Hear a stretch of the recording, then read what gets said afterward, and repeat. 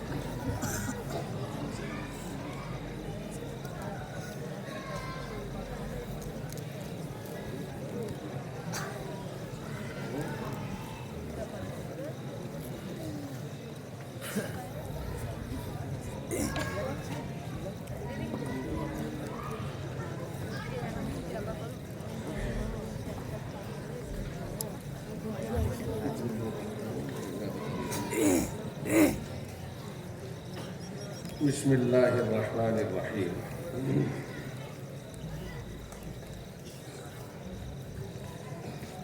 الحمد للہ نحمده ونستعینه ونستغفره ونؤمن به ونتوکل علیہ ونعوذ باللہ من شرور انفسنا ومن سیئات اعمالنا من يهده الله فلا مضل له ومن يضلله فلا هادي له ونشهد أن لا إله إلا الله وحده لا شريك له ونشهد أن سيدنا ومولانا محمدا عبده ورسوله وصلى الله تعالى على خير خلقه محمد وآله وأصحابه وسلم تسليما كثيرا كثيرا. أما بعد أعوذ بالله من الشيطان الرجيم. بسم الله الرحمن الرحيم.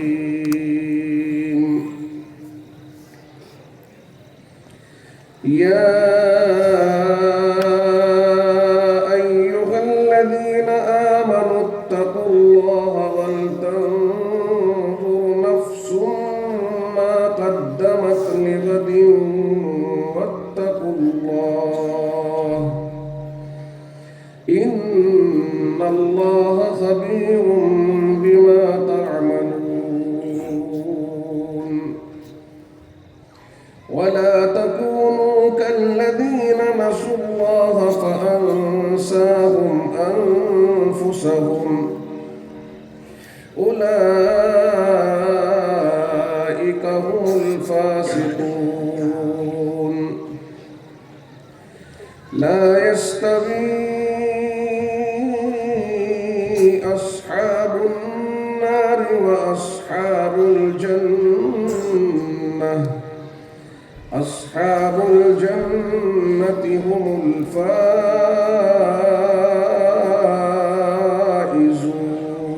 الفائزون. لو أنزلنا هذا القرآن على جبل لرأيته خاشعا متصدعا من خشية الله. وتلك الأمثال نضربها للناس لعلهم يتفكرون. صدق الله مولانا العظيم.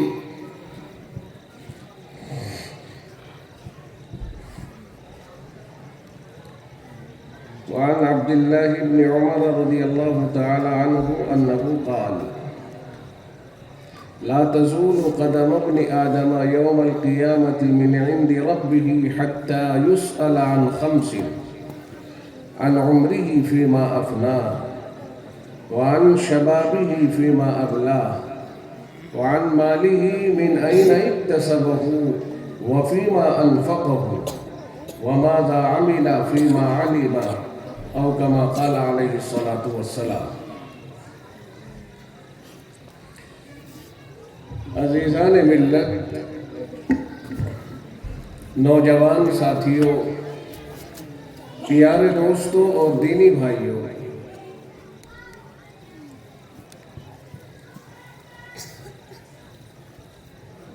مغرب کے بعد سے تسلسل کے ساتھ بچوں کا پروگرام سنا۔ مختلف موضوعات پر بچوں نے اپنا پروگرام پیش کیا۔ حقیقت یہ ہے کہ اس پروگرام کی کئی خصوصیات میں نوٹ کی ہیں۔ یہ تو ہر جگہ آدمی اپنی اپنی کوشش کرتا ہے، اپنے اداروں کے پروگرام اچھا پیش کرنے کی کوشش کرتا ہے، اس میں حسن و جمال پیدا کرنے کی کوشش کرتا ہے۔ یہ آواز زیادہ گنجا دی آپ نے، تو بڑھیا کرنے کے چکر میں اس کا بیڑا غرق مت کریں،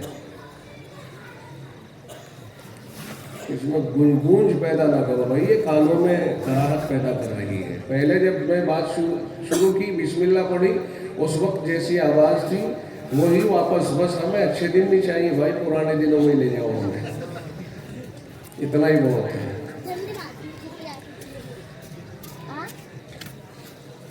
تو میں یہ کر رہا تھا کہ اب ٹھیک ہے، وہ ایک گونج پیدا ہوتی ہے، کان برداشت سے باہر ہو جاتا ہے، کان پسند نہیں کرتے اس کو۔ اِنَّ أَنكَرَ الْأَصْوَاتِ لَصَوْتُ الْحَمِيرِ، زیادہ بھی بہت زور سے بولتا ہے، لیکن اس کی آواز میں کوئی زیادہ ترجیح نہیں دیا کرتا، دونوں طرف کو بولتا، وہ آگے کوئی بول رہا ہے، پیچھے بول رہا ہے۔ یہ جو ایکو ہے نا، ایکو، اس کا بھی ایسا ہی نظام ہے، کچھ الفاظ کو پٹخ دیتی ہے، ٹکراؤ پیدا ہوتا ہے الفاظ سے۔ اچھا، شعراء جو آئیں گے بیچارے، ان کا کام یہ ہوتا ہے کہ جب تک آواز میں سے 3 آوازیں نہ نکلے اس وقت تک وہ چین ہی نہیں پڑتی، بہت سے ہی کرتے رہیں گے، اشارہ دیتے رہیں گے۔ اب وہ شعراء کی کہ اشاروں کے اوپر چلتے رہتے ہیں۔ اچھا، جب تک اسے باقاعدہ دونوں ہونٹوں پر لگا کر نہ پڑے تو تب تک چین نہیں پڑتی۔ حالانکہ یہ پھیپھڑوں کے لیے نقصان دہ، گلے کے لیے نقصان دہ ہے۔ سب چیزیں خرید سکتے ہو، پھیپھڑا نہ ملے گا، گردہ وردہ تو مل جاوے، ایک کام ہو جاوے، اس سے ملے پھیپھڑا نہ ملتا کسی کا۔ اس لیے مائک جو ہے یہ بڑا خطرناک ترین دشمن ہے، اس سے تھوڑا دور رہیں۔ میں کوشش کرتا ہوں اس سے دور رہنے کی، میں اس سے دوستی نہیں کرتا۔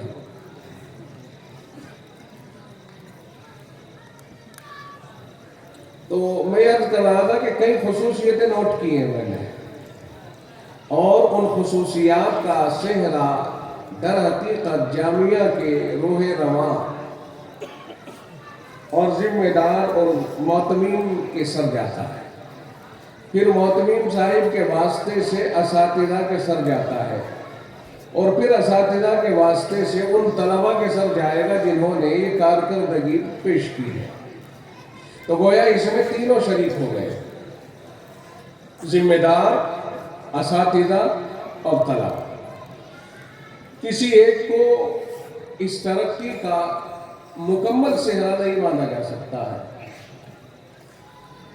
معتمین اگر عقابی نظر نہیں رکھے گا تو اساتذہ ڈھیلے ہو جائیں گے، اور اساتذہ اگر محنت نہیں کریں گے تو طلباء پر نکھار نہیں آئے گا، اور طلباء اساتذہ کی محنت کو قبول نہیں کریں گے تو طلباء کبھی بھی کامیاب نہیں ہو سکتے، زندگی برباد ہو جائے گی۔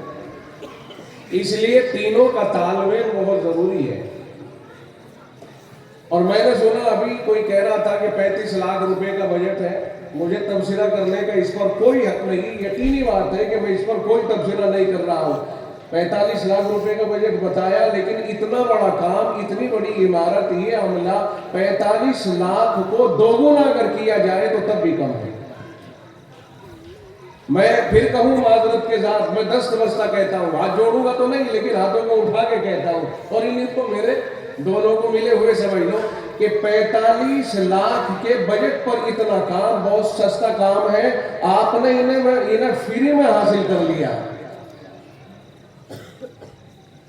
میں علاقے کے ذمہ داران جو یہاں تشریف فرما ہے ان سے بالعموم، اور اگر یہاں کوئی شورا اور کمیٹی ہو ان سے بالخصوص، اور تیسرے نمبر پر بھی محتمیم صاحب اگر نہیں چاہیں گے تو ساری دنیا سر پٹک کے رہ جائے، کچھ بھی نہیں ہوتا۔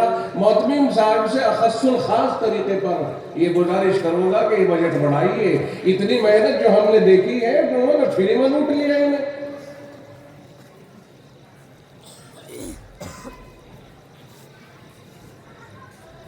جب سے ہم نے یہاں پروگرام، میں صحیح کہہ رہا ہوں، میں دل سے کہہ رہا ہوں، میں اپنے اوپر کی زبان سے نہیں کہہ رہا ہوں، اور یہ بیچارے بچے بیٹھے ہیں، انہیں پتہ نہیں محتمیم صاحب نے ڈرا کے بٹھا رکھا یا استادوں نے ڈرا کے بٹھا رکھا۔ بھائی کروٹ بدل لو، تمہارے تو پیر بھی جڑ گئے ہوں گے، ایک بار سمجھ رہا، پیروں کو ہلا پیروں کو ہلا چاہیے۔ بہت دفعہ جب کھڑے ہو گئے تو تم سیدھے نہیں ہو پاؤ گے۔ میں پہلی مرتبہ جب پڑھانے بیٹھا خادم الاسلام میں، اب سے تقریباً 25-26 سال پہلے، تو سبھی اساتذہ تھے، بڑی شرم آ رہی تھی مجھے تو، مگر محتمیم صاحب نے حکم فرمایا بھائی یہی پڑھانا۔ میں نے محتمیم صاحب سے کہا حضرت ہمیں بھی کہیں بھیج دو علاقے میں، وہ کہنے لگے وہ یہی بیٹھ جا۔ اچھا چلو، انہوں نے بٹھا دیا، جہاں بٹھایا میں بیٹھی، تو میں اٹھا نہیں، ہمیں تو عادت تھی تھوڑی تھوڑی دیر میں اٹھنے کی، اب جب پڑھتے ہیں تو پیروں کو پھیلانے کی اور یہ کرنے کے، وہاں بیٹھ گئے بالکل جم کے۔ تو جب میں اٹھا چھٹی کے وقت میں، میاں پیروں کو کئی منٹ ہو گئی سیدھا کرتے ہوئے، سیدھے نہ ہو، کیا مصیبت آ گئی بھائی، کیا پڑھانے میں ایسی بھی سزا ملتی ہے کیا؟ تو اب میں انہیں بھی کہہ رہا ہوں بھیا اپنے گھٹنوں کو ذرا کھول لو، کہیں ایسا نہ ہو کہ جام ہو جائے اور پھر تمہیں مالش کرنی پڑے ان کی کوئی مخصوص تیل لگا کر کے۔ اور دیکھ رہا یار ہلی نہ رہے، بالکل بھی ایسے بیٹھ گئے۔ چلو یہ تو کھڑے ہو گئے تھے ایک مرتبہ، انہیں تو چانس مل گیا کھڑے ہونے، انہیں نہیں ملا ادھر والوں کو۔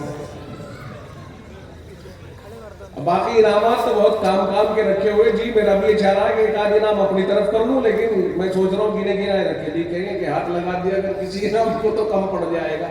مدرسے والوں نے انعام بھی بہت دیا ہے بھائی، اتنا انعام تو سچی بات یہ ہے، دیکھو دینا چاہیے۔ دارالعلوم دیوبند، مظاہر، وقت دارالعلوم وغیرہ کے علاوہ باقی مدارس کے اندر انعام دینے کا رواج ہی ختم ہوتا جا رہا ہے۔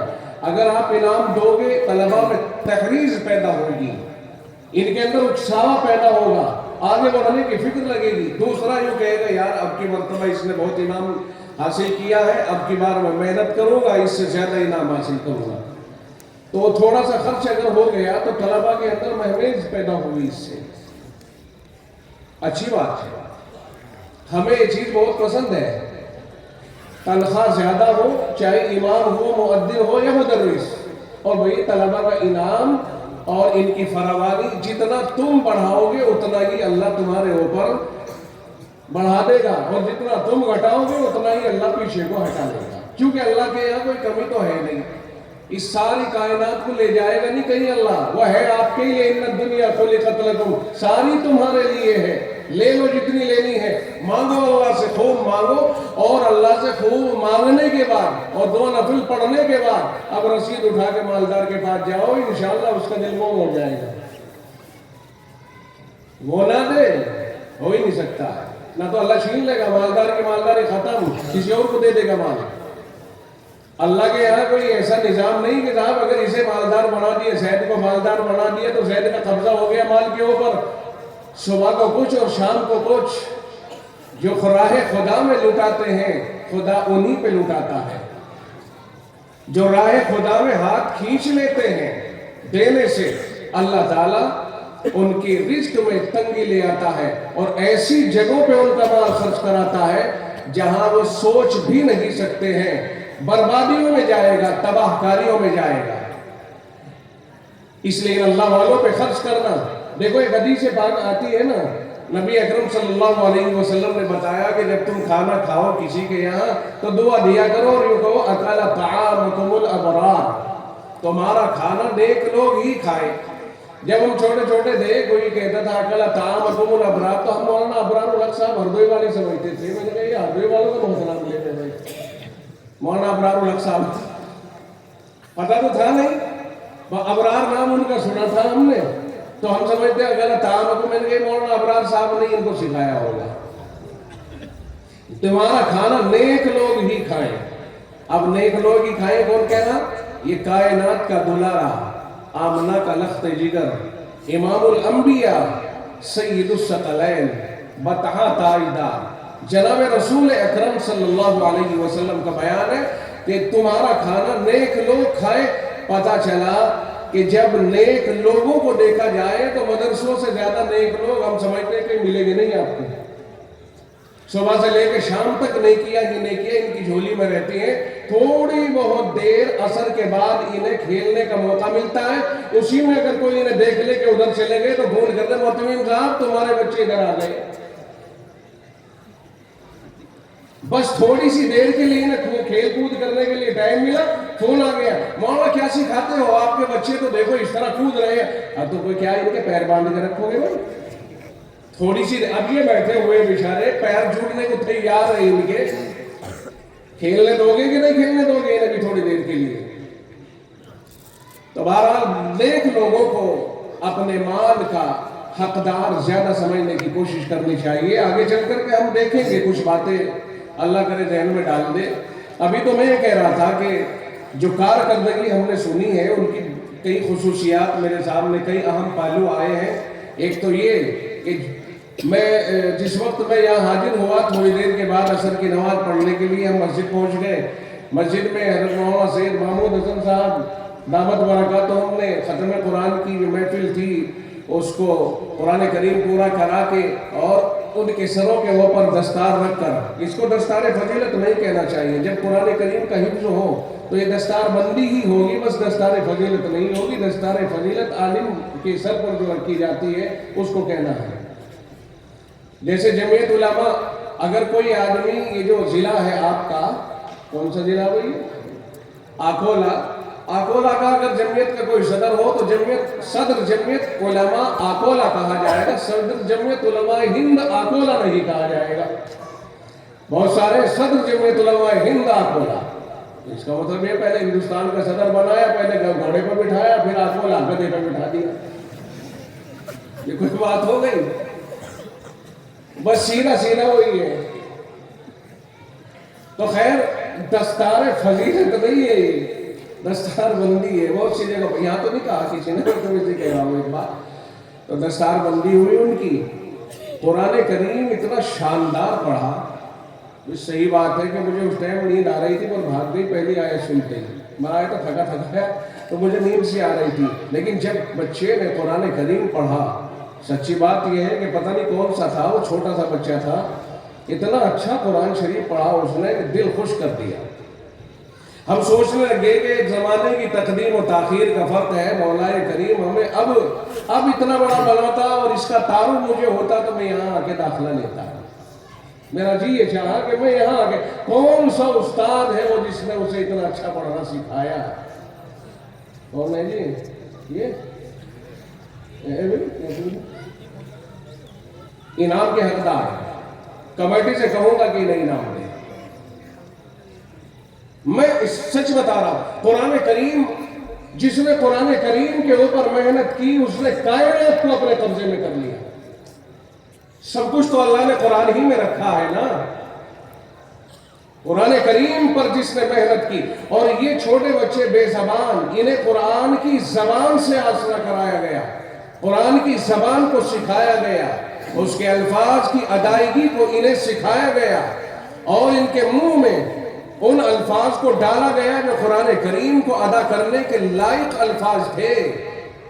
तो क्या अल्लाह ताला ऐसे लोगों को जो कुरान पर इतनी मेहनत करे, क्या कभी नजरअंदाज करेगा?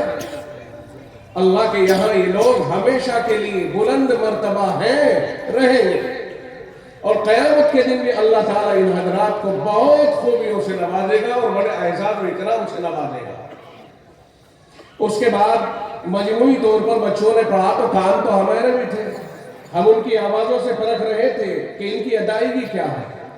उसके बाद मगरिब में जिस बच्चे ने नमाज पढ़ाई, यकीनन वो तालिब इल्म था, वो कोई उस्ताद नहीं था, तालिब इल्म था। इतनी परख तो हमें भी है जितनी मुद्दत हमारी मुलाजमत की हो गई उतनी तो अभी तक उसकी हुई भी नहीं। हम तो उसकी पैदाइश से पहले से मुलाजिम हैं, इतना तो जानते हैं कि वो तालिब इल्म था। और फिर कुरान करीम जो उसने पढ़ा मगरिब की नमाज में, सच्ची बात है कि वजद तारी होने को तैयार था। शानदार कुरान करीम पढ़ा, अदायगी, लबो लहजा, अंदाज और बेतकल्लुफ अंदाज। यकीनन ये उस्ताद ही का तैयार किया हुआ है और ये कोई बाहर का प्रोडक्ट मालूम नहीं होता, बल्कि वो यही का तैयार करता है। ऐसा नहीं बहुत दफा ऐसा कोई बाहर से पढ़ के आ गया, 2-4 महीने अपने यहाँ आ गया और वो तो खूबियां लेके आया था, वो अपनी तरफ मंसूब हो गई। जैसे दारुल देवबंद में जाए, आखिरी साल लगा दिया, कासमी हो गए, मगर उससे पहले कहाँ पढ़ा है? कासमी साहब ने उससे पहले कहाँ पढ़ा है? तो वो कासमी हो के दारुल का नाम लिए जाएगा अपनी फजीलत के लिए, लेकिन ये नहीं बताने को तैयार है कि मैंने जलालैन शरीफ तक आकोला में पढ़ा है। इसलिए अपने उस मदरसों का भी नाम लेना बहुत जरूरी है जिन मदरसों के अंदर पढ़ के आए हुआ, वरना नासिपासी होगी। आखिरी लुकमे से पेट नहीं भरता। ठीक है, आपकी निस्बत दारुल देवबंद या मज़ाहिर से हो गई, लेकिन चूंकि उससे पहले आपने मुद्दतों जहां पढ़ा है वहां का जिंदगी भर आपको नाम लेना चाहिए।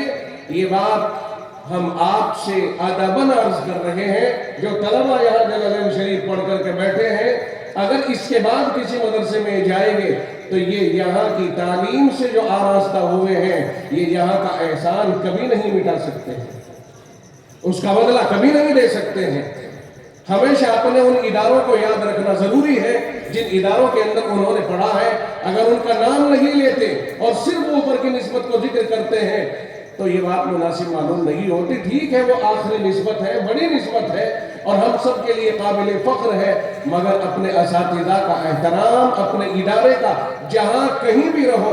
आजकल हमें शिकवा होता है उनसे भी कि अगर वो कहीं, मसलन इस आकोला, इस इदारे के दारुल हमीदिया, इसके अगर पढ़े हुए तालिब इल्म ने कहीं और से सनद फरागत हासिल की और वो जाकर के कहीं इमामत करने लग गया, अब यहाँ का कोई मुलाजिम उस शहर में पहुंच जाए जहाँ हमारा कोई तालिब इल्म मुलाजमत कर रहा है और हमारा ज़हन ये कहेगा कि यार एक आदमी हमारा वहाँ नमाज पढ़ाता है, अगर हम वहाँ जाएंगे तो यकीनन वो इदारे के लिए मुआविन बनेगा, वो हमारा भी तारुफ कराएगा, इदारे का तारुफ कराएगा। और जो जानने वाले अमीर लोग होंगे और उन लोगों से जाकर जब वो मिलाएगा तो यकीनन मदरसे को फैज होगा। मगर बहुत सारे अपने इदारों के पढ़ो हुओं को देखा है कि वो क्लियर किनारा कश हो जाते हैं, लाइन काट देते हैं, मुलाकात को तैयार नहीं होते और बाकायदा अगर मुलाकात हो गई तो ये कहेंगे कि जी हजरत मैं माजूर हूँ, कमेटी ने ऐलान से मना कर रखा है। लानत उस कमेटी के ऊपर भी और उस इमाम के ऊपर भी।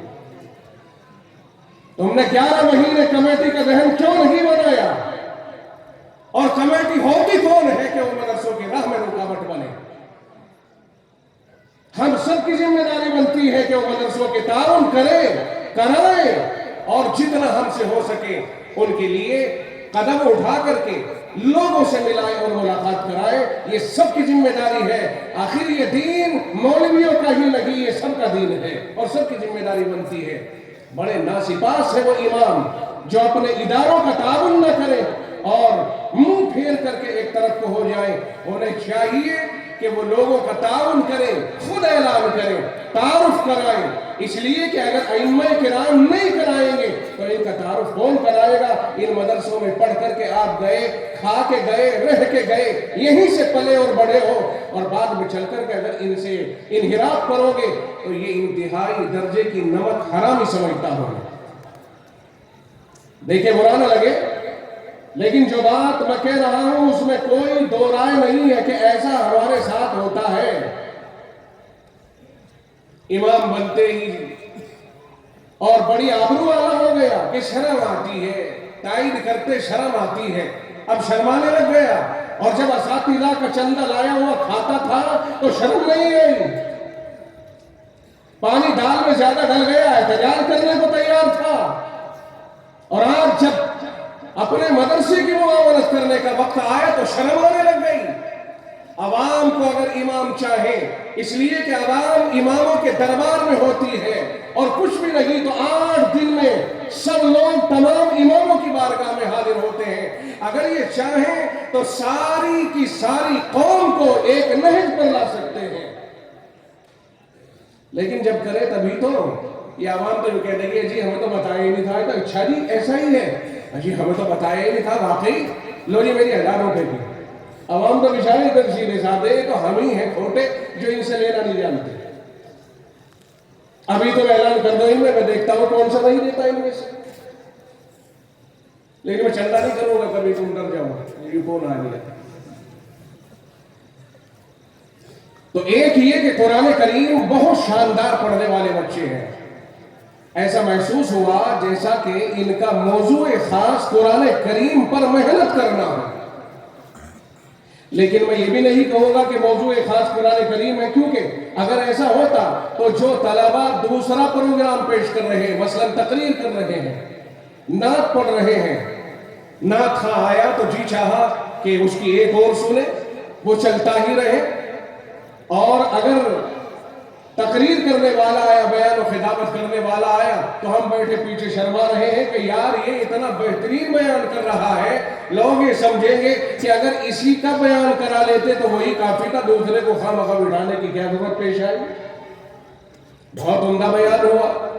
تو کل ملا کر میں سمجھتا ہوں کہ مدرسہ نہایت ہی لائق و فائق اساتذہ پر مشتمل ہے اور انتہائی چوکسائی کے ساتھ ادارے میں کام ہو رہا ہے.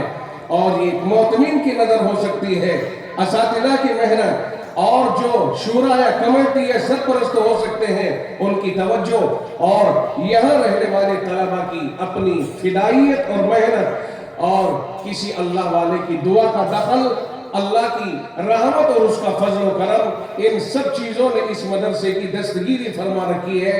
اللہ تعالیٰ اس ادارے کو نظر بد سے محفوظ فرمائے. اور یہ جو چھوٹی چھوٹی کہیں کہیں نظر لگی ہوئی ہے, اللہ تعالیٰ ان سب کا بھی انتظام فرمائے. ادھر تو ماشاءاللہ کیا ہی کہنے ہیں, یا یہ ہو سکتا ہے کہ ادھر نظر ڈال کے ادھر ایسا لگتا ہو ادارہ کل کا کل اپنی شان میں مثالی ہے. اللہ تعالیٰ اس ادارے کو دن میں 2 گنی اور رات کو 4 گنی, اور اگر محاورہ اجازت دے تو دن میں 8 گنی اور رات کو 16 گنی ترقی عطا فرمائے. دیکھو میں نے حدیث پاک پڑھی تھی, قرآن کریم کی آیت پڑھی تھی. میں جہاں تک تھوڑا بہت میرے ذہن میں کچھ مضمون آئے آپ حضرات کی توجہ سے, اسی کے ساتھ یہ بھی عرض کروں کہ جس طرح یہ جماؤ دیکھ رہا ہوں 100 جلسے کرنے کے بعد ایک جلسے میں کہیں اس طرح کا جماؤ نظر آتا ہے. اس سال کے 100 جلسے اگر ہو گئے ہوں تو یہ 100واں جلسہ ہے بھائی, اتنا جماؤ جہاں نظر آ رہا ہے. کوئی آخر میں جب کہتے ہیں نا کہیں, اسی لیے میں آخر میں آتا نہیں, میں کہتا ہوں بابا مجھے معاف کرو, آخر میں مت لاؤ, شروع میں لاؤ تو بیچ میں لے آؤ, چلو شروع میں نہ لاتے بیچ میں لے آؤ, آخر میں مت لے جاؤ, مجھے بڈھا مت کرو. میں ابھی جوان سمجھتا ہوں اپنے آپ کو, تو اگر اخیر میں لاؤ گے تو اس کا مطلب مجھے بڑھاپے کا احساس ہونے لگے گا, اور میں اپنے آپ کو جب تک جیوں گا برا محسوس کرنے کو تیار نہیں. احساس سے آدمی بہت پیچھے چلا جاتا ہے. احساس کمتری, بڑھاپے کا احساس یا احساس کمتری ہے, کچھ بھی نہیں کر پائیں گے. تو جب ہمیں پیچھے آخر میں لے جاتے ہیں دھکیل کے, تو ہم یہ محسوس کرنے لگتے ہیں کہ کہیں ایسا تو نہیں ہے غلط فہمی میں مبتلا ہو گئے, بوڑھا سمجھنے لگے ہو ہمیں.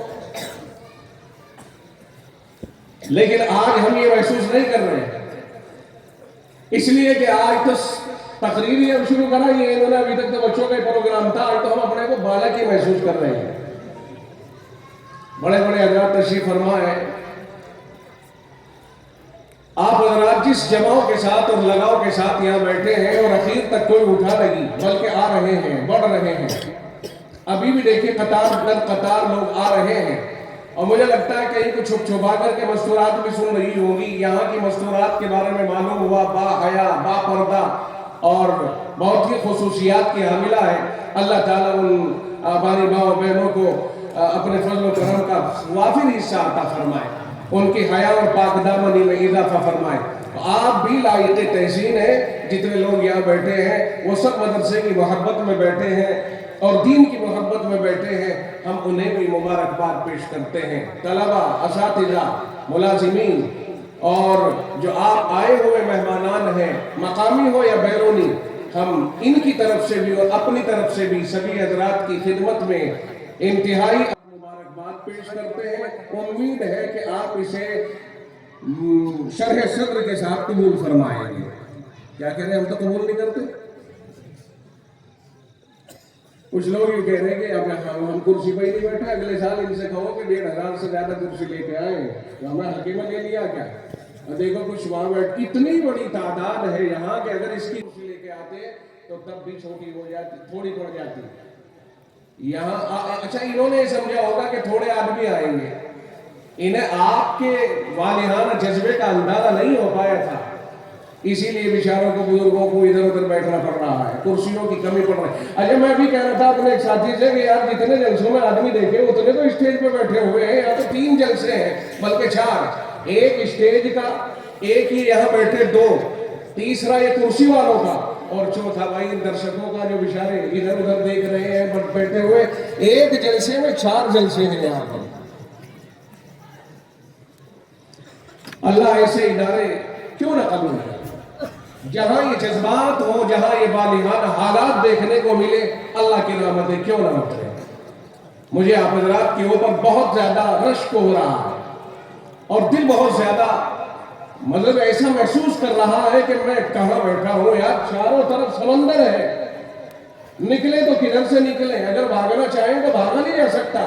ہر طرف افراد کا مجمع. اللہ تعالی ہم سب کو اپنی اپنی جو آرزویں دل کے لیے بیٹھے ہیں سب کو قبول فرما لے. جناب رسول اکرم صلی اللہ علیہ وسلم کا فرمان گرامی ہے کہ قیامت کا دن ہوگا جس دن اولین و آخرین کا مجمع ہوگا، سب لوگ جمع ہوں گے اور جس پیر پر کھڑے ہوں گے اسی پر کھڑے رہیں گے، اس لیے کہ خوف کا عالم ہی اتنا ہوگا کہ آدمی اپنے قدم ادھر سے ادھر نہیں ہٹا سکے گا. اب آپ دیکھ رہے ہیں کہ ان بچوں سے کہا دیکھو احترام سے بیٹھنا، بے ادبی نہ کرنا، تو یہ بیچارے احترام سے بیٹھے ہوئے ہیں، اپنا کروٹ بدل نہیں رہے. قیامت کے دن خوف خدا طاری ہوگا، لوگ جہاں کھڑے ہو گئے وہیں کھڑے ہو جائیں گے.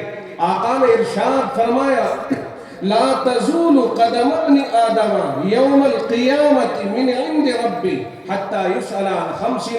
فرمایا کہ 5 باتیں، 5 سوالات اللہ کی طرف سے سب کے سامنے پیش کیے جائیں گے اور ہر ایک کو ان 5 سوالات کا جواب دینا ہوگا. توجہ رہے، آپ ان 5 سوالوں کو یاد کریں اور ان کی تیاری کریں، اس لیے کہ جو چیز ہونے والی ہے اور اس کا ہونا یقینی ہے اور اس کے ہونے میں کوئی شک و شبہ نہیں، اسے رسول اللہ صلی اللہ علیہ وسلم نے بتا دیا، تو یقینی بات ہے کہ اس کو ہمیں یاد کر کے اس کی تیاری کرنا یہ ہمارے لیے لازم اور ضروری ہے. آقا نے فرمایا 5 سوالات ہر آدمی سے اللہ کرے گا اور جب تک وہ ان 5 سوالوں کے جواب نہیں دے دیں گے اپنا ایک قدم بھی ادھر سے ادھر نہیں ہٹا سکتے ہیں. فرمایا پہلا سوال یاد کرو گے جی؟ اگر یاد کرو تو میں آپ کو بتلاتا جاؤں گا ایک ایک کر کے.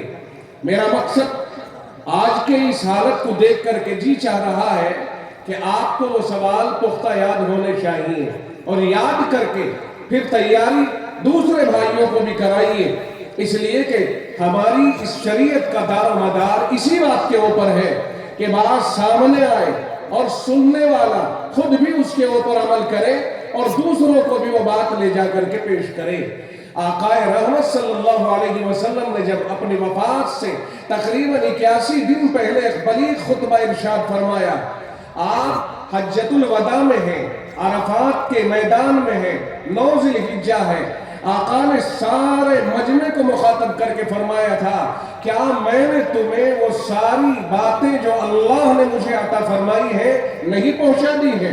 تمام صحابہ نے کہا اللہ کے رسول آپ نے ہمیں سب کچھ پہنچا دیا.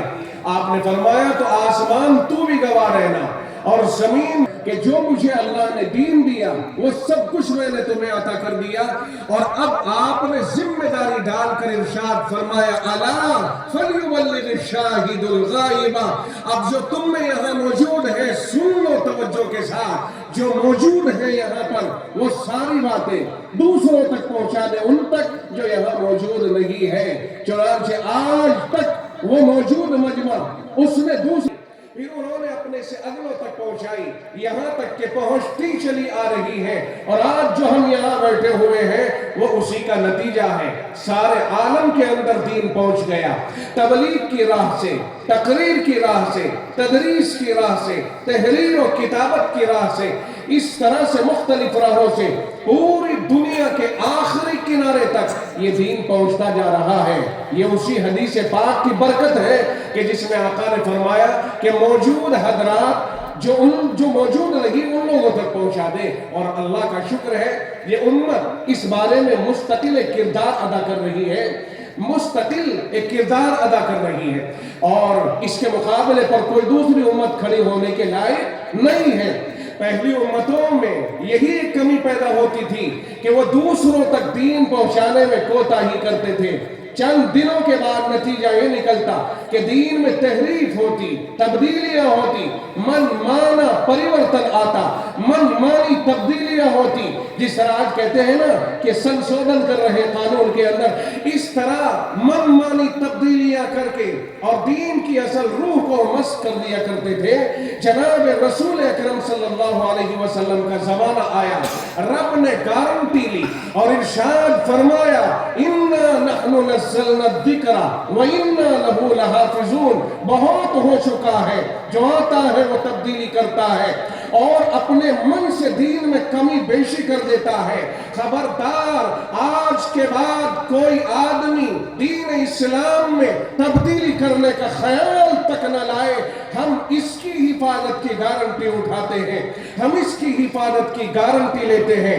رب نے قرآن کریم میں کلیئر کر دیا ہے اِنَّا نَحْنُ نَزَّلْنَا الذِّكْرَ وَإِنَّا لَهُ لَحَافِظُونَ۔ قرآن ہم نے ہی اتارا ہے، ہم ہی اس کی حفاظت کرنے والے ہیں۔ اور جب رب نے حفاظت کا وعدہ کیا اور دعویٰ کیا اور گارنٹی لی تو اللہ نے ایسے حالات پیدا کر دیے کہ ساری دنیا میں حفاظت کرنے کے لیے حافظوں کو تیار کر دیا۔ قرآن حافظوں کے سینوں میں رکھا جاتا ہے اور وہ اپنے سینوں میں رکھ کر اس کی حفاظت کرتے ہیں، زبانوں پر تلاوت کرتے ہیں، قرآن کی اپنے دل و دماغ میں رکھ کر حفاظت کرتے ہیں اور اسے دوسروں تک پہنچاتے ہیں۔ رمضان المبارک میں اسے پڑھتے اور یاد کر کے تراویح میں اس کو سنتے اور سناتے ہیں۔ آج تک کوئی ایک لفظ قرآن سے نہ غائب ہو پایا ہے، نہ قرآن سے مٹ پایا ہے، نہ کم ہو پایا ہے، نہ کوئی تغیر و تبدل ہو پایا ہے، اس لیے کہ رب نے جو گارنٹی لی ہے اس گارنٹی کا اس انداز میں ظہور فرمایا کہ لاکھوں نہیں، کروڑوں نہیں، بلکہ اس سے بھی کہیں زیادہ قرآن کے حافظ پیدا کر حافظوں کو جامعہ نے تیار کر کے رب کے اس وعدے کی تکمیل کی ہے جس میں اللہ نے اس کی حفاظت کی گارنٹی لی ہے۔ اب یہ حافظ اپنے سینوں میں قرآن کریم کو رکھ کر اس کی حفاظت کرتے رہیں گے۔ یہ ہے اللہ کا نظام۔ اس دین کے اندر کوئی تبدیلی ہوتی کیوں؟ اس کی حفاظت کرنے والے پیدا ہی اللہ نے اتنے کر دیے۔ اگر کوئی ایک لفظ بھی قرآن کریم میں بدل کر اور اگر کوئی قرآن کریم کے الفاظ یا آیات میں تبدیلی کر کے میدان میں لائے، عوام کے درمیان لے جائے اور وہ چاہے کہ پتہ کسی کو نہ چلے، میں اسے گاؤں میں لے جا کے اس نسخے کو تقسیم کروں کہ پتہ کسی کو نہ لگے اور وہ اس غلط آیات اور الفاظ کو رٹ لے، فرمایا نہ یہ نہیں ہو سکتا ہے۔ اس لیے اگر کسی نے کوشش کی ہے، امت نے اسے قبول نہیں کیا ہے۔ پچھلے دنوں میں ایک وسیم نام کا آیا تھا نکل کے، اس نے کہا 27 آیتیں قرآن کریم میں نکالنے کی ضرورت ہے اور ہم ایک قرآن چھاپتے ہیں۔ اس قرآن کو اس نے تیار کیا اور پھر میدان میں لانے کی کوشش کی۔ رب کی قسم آج تک کوئی ایک آدمی بھی بدلے ہوئے قرآن کو ہاتھ میں پکڑنے کو تیار نہیں ہوا، چاہے جائے کہ اس کی کوئی تبلیغ کرتا یا اس کی کوئی تعلیم دلاتا۔ یہ ہے رب ذل جلال کا قرآن کریم کے بارے میں فیصلہ ہے نہیں ہو سکتا ہے، ہرگز نہیں ہو سکتا ہے۔ جیسا قرآن آیا تھا ویسا ہی رہے گا اور ویسا ہی اللہ اسے اٹھائے گا۔ کسی کے مٹانے سے قرآن نہیں مٹ سکتا ہے۔ کوئی لاکھ کوشش کرے، ہزار کوشش کرے، کتنی ہی کابینہ بلائے، کتنے ہی افراد بلائے، ہرگز قرآن کریم کو کوئی مٹا نہیں سکتا ہے۔ اگر قرآن کو کسی نے مٹا دیا تو اس کا مطلب یہ ہوا کہ رب حفاظت کرنے میں تھک گیا اور ہار گیا۔ یہ نہیں ہو سکتا ہے کہ کوئی قرآن کو مٹائے۔ لاکھ دشمن آئیں گے لیکن قرآن کو نہیں مٹا پائیں گے۔ اللہ رب العزت نے لوگوں کو بارہا دکھایا۔ کچھ ایسے افراد ہندوستان کے اوپر آ کر کے چور راستے سے قابض ہوئے کہ جنہوں نے چور راستے سے ہندوستان کے اوپر، متحدہ ہندوستان کے اوپر قبضہ کیا اور پھر باقاعدہ اعلان کیا تھا کہ حکومت شاہ عالم از دہلی تا پالم، اعلان کیا تھا ہماری سلطنت میں سورج غروب نہیں ہوتا ہے، اعلان کیا تھا خلق خدا کی ہے، حکمران اور حکومت بادشاہ کی ہے اور حکمرانی ایسٹ انڈیا کمپنی کی ہے۔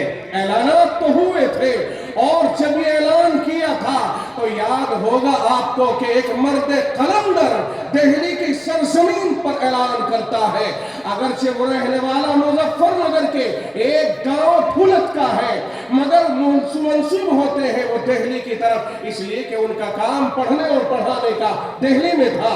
شاہ عبدالعزیز محدث دہلوی، ابن شاہ ولی اللہ محدث دہلوی، ابن شاہ عبدالرحیم محدث دہلوی کھڑے ہو کر کے اعلان کرتا تھا کہ آج سے ملک غلام ہو چکا ہے اور غلامی کی زنجیروں کو نکال کر کے پھینک دینا یہ ہم سب کی ذمہ داری بنتی ہے اور سب کے اوپر جہاد ضروری ہو چکا ہے۔ چنانچہ انگریز کے مقابلے پر یہ فتویٰ دینے کے بعد لوگ کھڑے ہونے لگتے ہیں۔ شاہ عبدالعزیز کے ساتھ ظلم ہوتا ہے، ساری جائیداد کو قرق کر لیا گیا، انہیں جیل میں ڈالا گیا، ان کے اوپر دباؤ بنایا گیا، ان کے اوپر زیادتیاں کی گئی، مگر وہ مرد قلندر تھا، وہ ایک مرد مومن تھا، وہ ایک مرد خدا شناس تھا جو اتقوا من فراست المومن فإنه ينظر بنور اللہ کا مصداق تھا۔ انہوں نے کہا کہ ہرگز فتوے کو واپس نہیں لیا جا سکتا ہے، جو فتویٰ دے دیا گیا وہ فتویٰ جاری رہے گا، تمہارے خلاف جہاد کرنا فرض ہو چکا ہے۔ چنانچہ فتویٰ جاری کیا، فتوے کے سلے میں علماء کھڑے ہو گئے اور لگاتار ہندوستان میں کوششیں چلتی رہی انگریز کے خلاف۔ وہ سلطان ٹیپو رحمت اللہ علیہ، شاہ اسماعیل شہید رحمت اللہ علیہ، سید احمد شہید رحمت اللہ علیہ، مولانا جعفر تھانیسری رحمت اللہ علیہ، مولانا یحییٰ علی، مولانا مملوک علی، مولانا قاسم نانوتوی، مولانا یعقوب نانوتوی، حضرت مولانا رشید احمد گنگوہی، کن کن کے نام لیے جائیں، ہزاروں علماء آگے بڑھتے ہیں اور اپنے اپنے وقت پر انگریز کے خلاف قدم اٹھاتے ہیں، یہاں تک کہ 1947 میں انگریز کو اس ملک کو چھوڑ کر کے جانا پڑا۔ اسی فتوی شاہ عبدالعزیز محدث دہلوی کا اثر تھا۔ قرآن کو مٹانے کی کوششیں کی گئی۔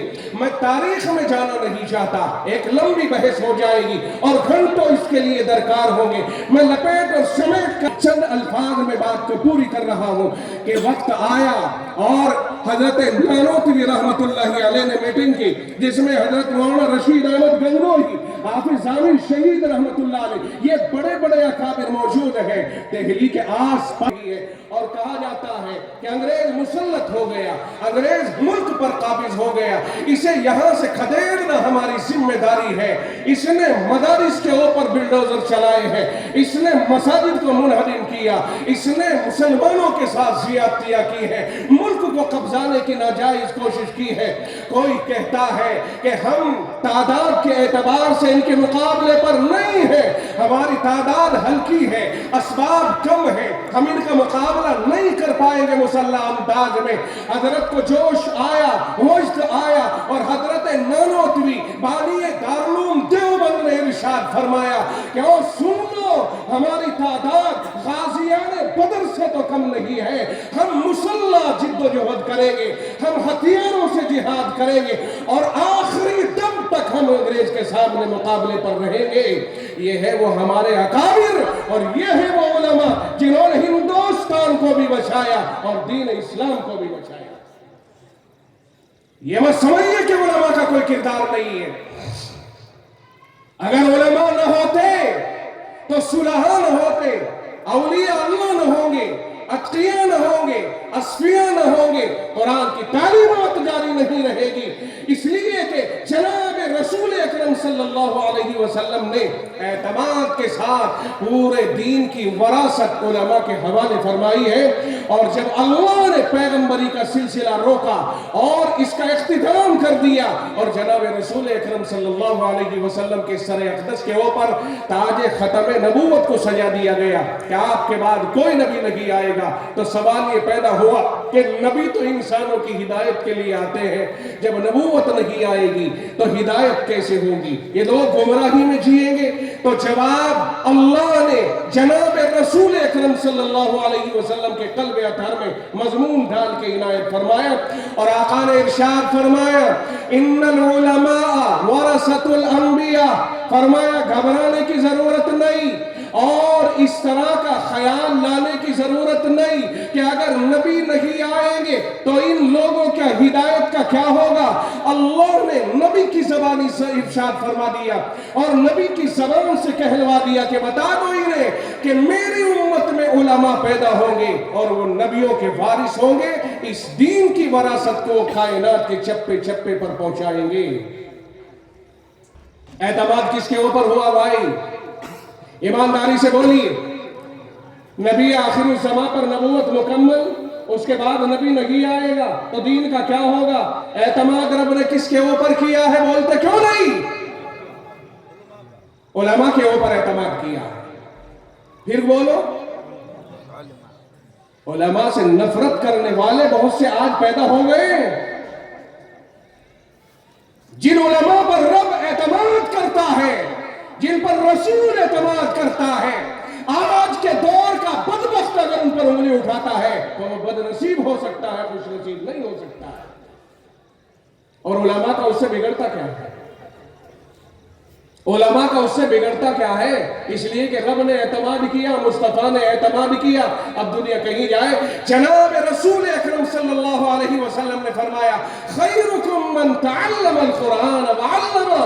تم میں سب سے بہتر وہ ہے جو قرآن کریم کو سیکھے اور سکھائے.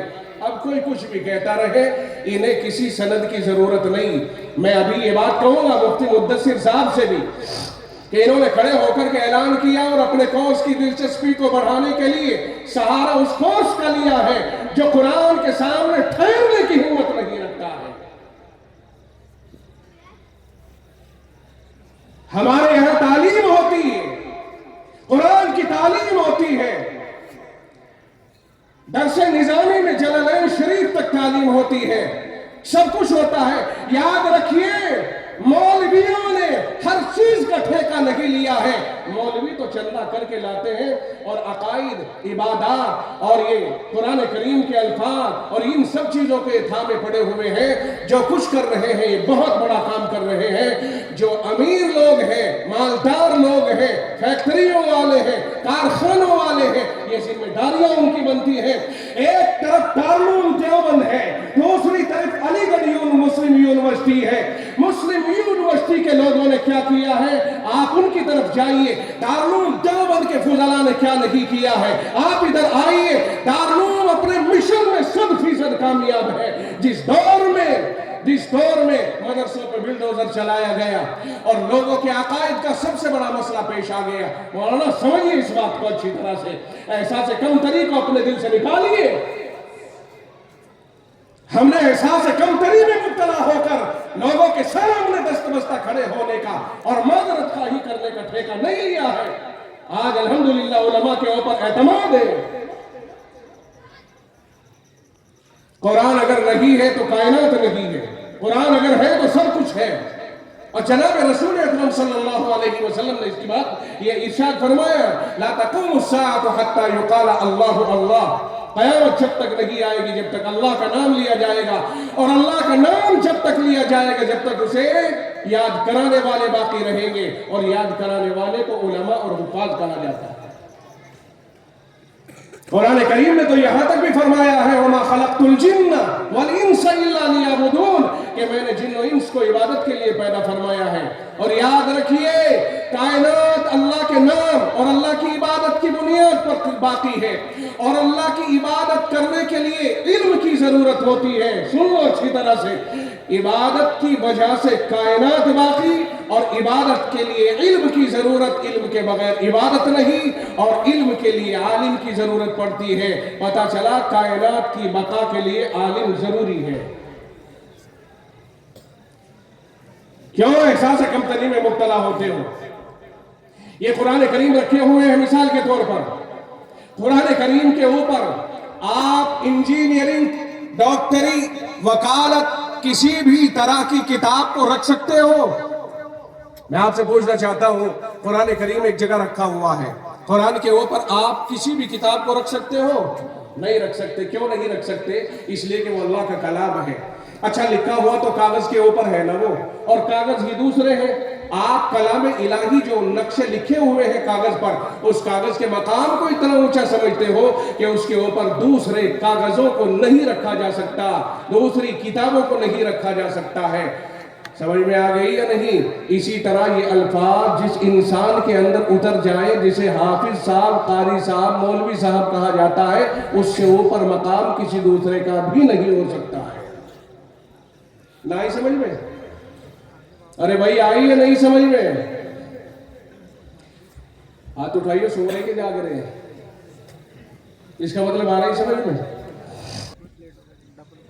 خانے میں 1000 پیج تیار ہوئے، ان میں سے کچھ پیج لیے، کچھ کاغذ لیے، قرآن کے الفاظ لکھ دیے، کچھ پیج لیے وکالت کے الفاظ لکھ دیے، کچھ پر انجینئرنگ کے الفاظ لکھ دیے، کچھ کے اوپر ڈاکٹری کے الفاظ لکھ دیے۔ ایمانداری سے بتائیے، پیچھے سے کاغذ ایک کارخانے سے آیا ہے، مگر الفاظ جب لکھے گئے تو کاغذ الگ الگ کوالٹیوں میں تقسیم ہو گیا ہے۔ ایک کو کہیں گے قرآن، ایک کو کہیں گے انجینئرنگ کی کتاب، ایک کو وکالت کی اور ایک کو ڈاکٹری کی کتاب کہیں گے۔ اب یہ چاروں کتابیں ہیں، بتائیے سب سے اوپر ان میں کس کو رکھا جائے گا؟ ہاں جی، بولتے نہیں؟ زور سے بول دو۔ آج چھوڑوں گا نہیں تمہیں، بغیر بلوائے نہیں چھوڑوں گا آج۔ میں نے کہا میں سناؤں گا نہیں، یاد بھی کراؤں گا۔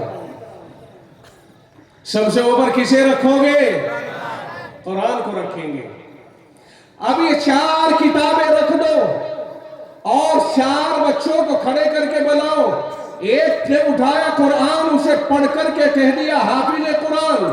ایک نے اٹھائی انجینئرنگ کی کتاب، اسے پڑھ کے ہو گیا انجینئر۔ ایک نے اٹھائی وکالت کی کتاب، پڑھ کے ہو گیا وکیل۔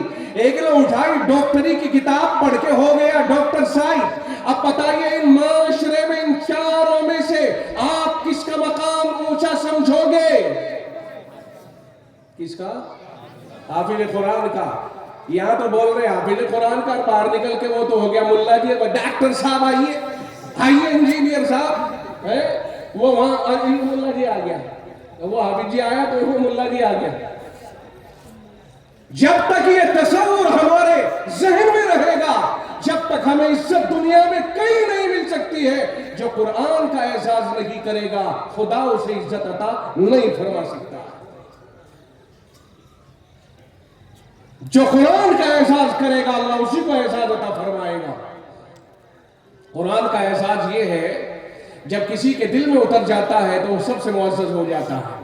اور یہ میں نہیں کہتا، یہ جناب رسول اکرم صلی اللہ علیہ وسلم فرمائے۔ دیکھو اچھے ہیں صاحب، میرا مطلب یہ نہیں کہ میں ڈاکٹروں اور انجینئر اور وکیلوں کو برا کہہ رہا ہوں۔ میرا مطلب یہ ہے کہ میں اس تصور کا انکار کر رہا ہوں جو ہم نے بنا لیا۔ آج اگر پڑھے لکھوں کی بات کرتے ہیں تو ہم یہ کہتے ہیں صاحب فلاں فیملی بڑی پڑھی لکھی ہے، صاحب فلاں نے اس فیملی میں وکیل بھی ہے، ڈاکٹر بھی ہے، ملا فلاں کے بیٹے تو ایک لڑکا انجینئر ہے، ایک وکیل۔ اس میں حافظ جی کا کوئی ذکر نہیں آیا، قرآن کے حافظ کا کوئی ذکر نہیں آیا۔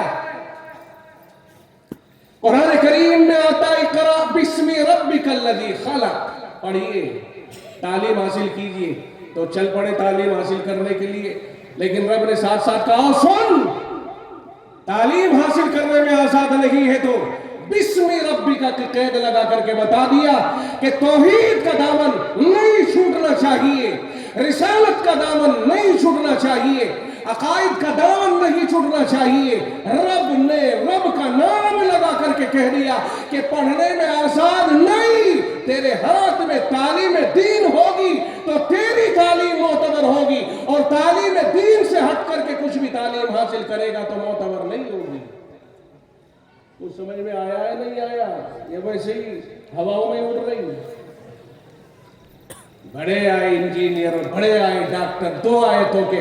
اچھا صاحب، میں پھر آپ کہو گے کہ شاید آپ تو ڈاکٹروں کی مذمت نہیں یار، انجیکشن لگوانے کی ضرورت پڑے گی تو تمہارے پاس آؤں گے، ایسی بات نہ ہو۔ ہاں ایسی، جب نقشہ بنوانے کی ضرورت پڑے گی تو تمہارے پاس آؤں گے انجینئر صاحب، بے فکر رہو۔ اور بھیا لڑائی وڑائی ہو گئی تو مقدمے بھی تمہارے ساتھ میں جا کر کے کہیں گے صاحب ہماری بات پیش کر دیو۔ بات کہنے کا مطلب یہ ہے کہ جس کا جو مقام ہے اسے وہ مقام دو۔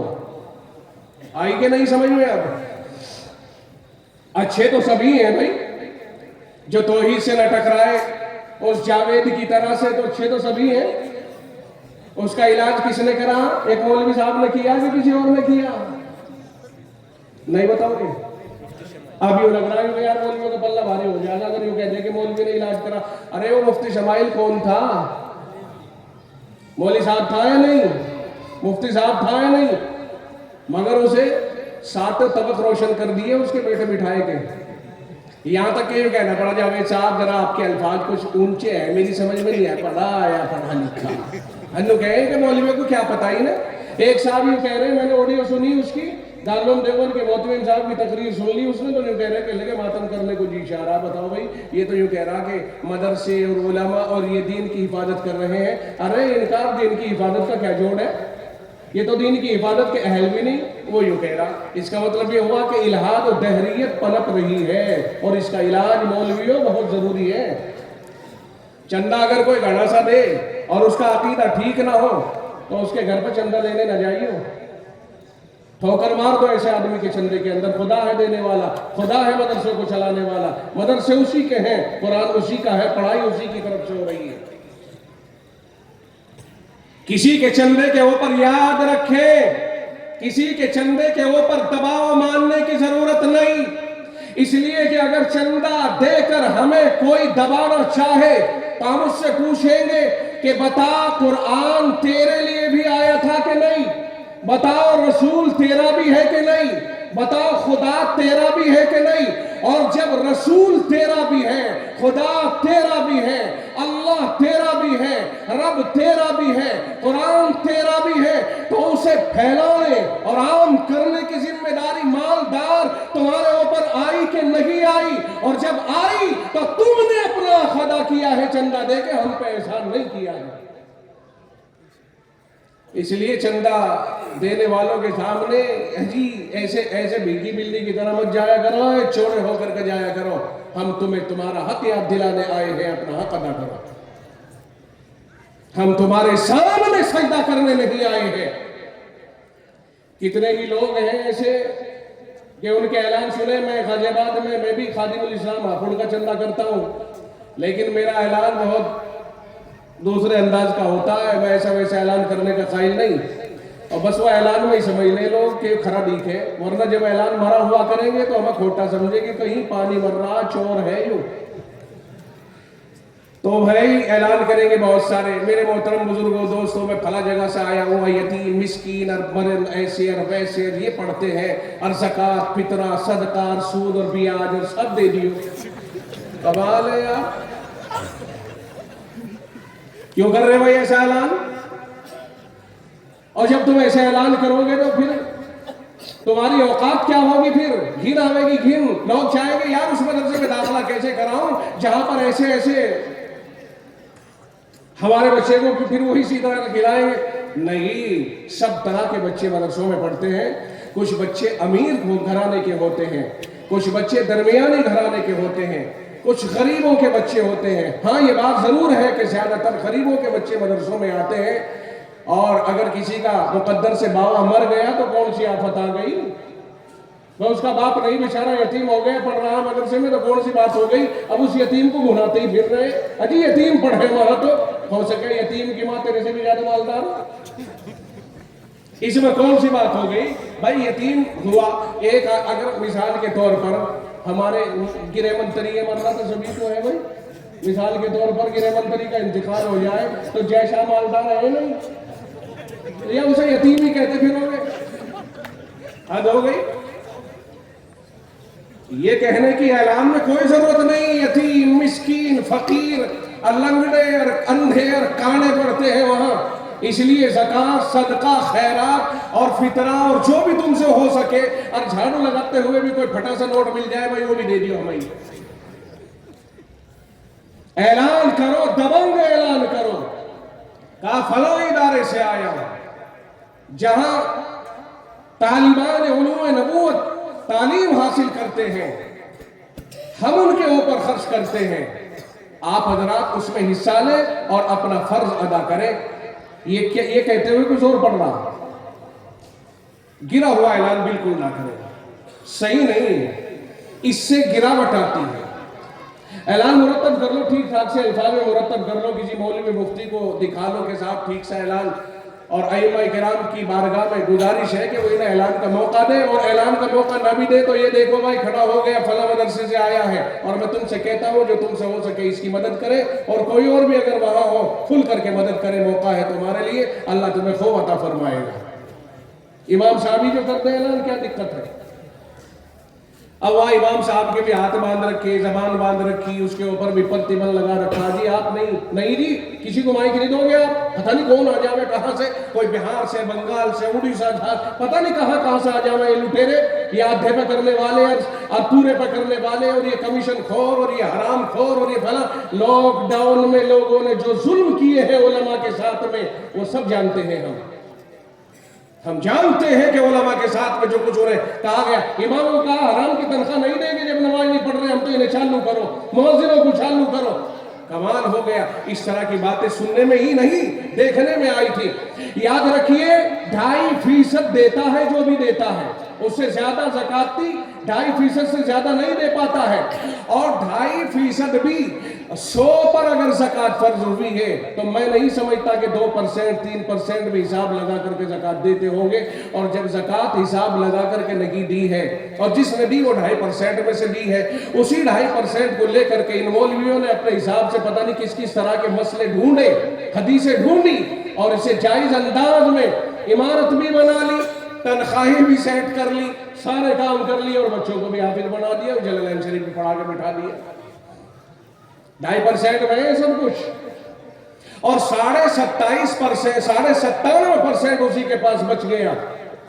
97.5, मैं पूछता हूं अमीरों, 97% में से अवाम मालदारों ने क्या किया है कि मौलवी ने 2.5% में आपको इमाम दिए, मुअज्जिन दिए, उलमा दिए, जनाजे पढ़ाने वाले दिए, ला इलाहा की मश्क कराने वाले दिए, सारी दुनिया के अंदर इस तरह के लोग अता कर दिए, और ये 97% जो बचाए बैठे इन्होंने क्या किया। और ये तो मैं उनकी बात कर रहा हूं जिन चंद % लोगों ने दी, और जिन्होंने दी नहीं उन्होंने तो वो 2.5% भी खुद ही तगड़ ली, उनसे कौन सवाल करे कि तो हराम खा रहा है। इन्होंने तो बढ़ा लिए पेट, इनकी तो हो गई गर्दन मोटी। चलो हम बताते हैं कि वो 100 के 100% खा गए, उसका क्या हुआ, ना ही समझ में नहीं। भाई मदरसे वालों को 2.5% में से ही तो दिया, हिसाब लगा करके, और वो 97.5 बच गया आपका, और जिन्होंने हिसाब भी नहीं लगाया और ज़कात दी भी नहीं और देते ही नहीं न जाने कितने, वो जो सारी ज़कात खा गए। अगर वो 1 करोड़ का मालिक था तो 2.5 लाख रुपए खा गया या नहीं खा गया खुद ही, वो 2.5 लाख रुपए कहाँ गए, ज़कात को खुद ही खा गया। तो अब मौलवी साहब ने इसी में से सेटिंग कर ली कि मसला इतने की इस तरह इजाजत देता है कि इसे यूं इस अंदाज में तबलीग की जाए, इसकी किसी गरीब के हवाले कर दिया जाए, और गरीब को कोई तरगीब दिला दे, और गरीब फिर उसको मदरसे में जमा कर दे, लो जी मैं तो मदद कर रहा हूँ। इस तरह से कर कुरा करके इन्होंने तनख्वाह, इमारत और कुछ इमदाद भी आती है, बहरहाल कुल मिला करके मसले की रूह से इन्होंने अपना काम निकाल लिया। मगर जिसने कुल की कुल ज़कात खुद खा ली, अपने बच्चों को खिला दी, उस मालदार का क्या होगा। जनाब रसूल अकरम सल्लल्लाहु अलैहि वसल्लम ने ऐसे अमीरों के लिए इरशाद, क़यामत के दिन ऐसे लोगों के लिए उनके माल को एक ऐसे सांप की शक्ल दी जाएगी जो इंतहाई जहरीला और जहर की वजह से उसके मुंह से झाग निकल रहे होंगे और वो उसके जबड़ों को यूं पकड़ करके कहेगा, अना कंजुका अना मालुका, मैं तेरा खजाना हूं, मैं ही तेरा माल हूं।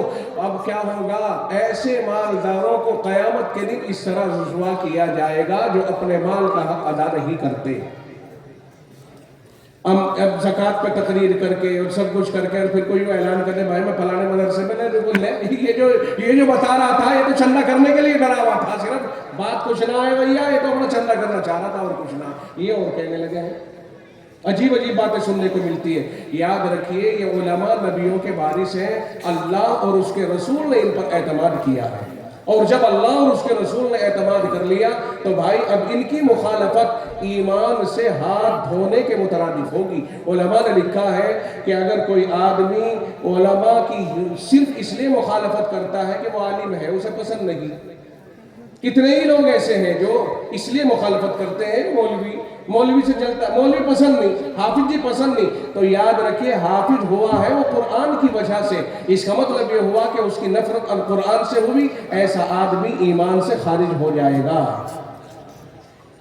सुन लेना खूब अच्छी तरह मसला और बता देना दूसरों को भी, जो आदमी किसी आलिम की मुखालफत करे और उसे आलिम पसंद नहीं इसलिए कि वह आलिम, उसे हाफिज पसंद नहीं इसलिए कि वह हाफिज है, तो ऐसे लोगों को अल्लाह की तरफ से ये अजाब दिया जाता है कि उनके ऊपर जो ईमान की नेमत होती है उसे छीन लिया जाता है।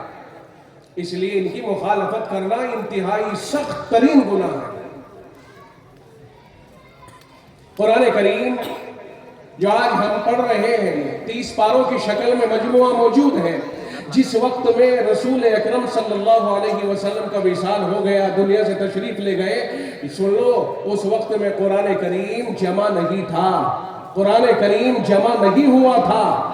उसके बाद सैयदना सिद्दीक़ अकबर रज़ी अल्लाह ताला अन्हु के दौर में फारूक आज़म ने सिद्दीक़ के ऊपर जोर दिया, कहा अमीरुल मोमिनीन कुरान करीम के जो हाफिज सहाबा हैं वो अल्लाह को प्यारे होते जा रहे हैं और कुरान करीम बाकायदा जमा नहीं हुआ है, आप कुरान को जमा कराइए। बहरहाल जोर देने के बाद, इसरार करने के बाद शरह सद्र हुआ और ज़ैद बिन साबित को बुलवाया, इस तरह एक कमेटी बनाई गई और कुरान करीम को सहाबा ने जमा किया है।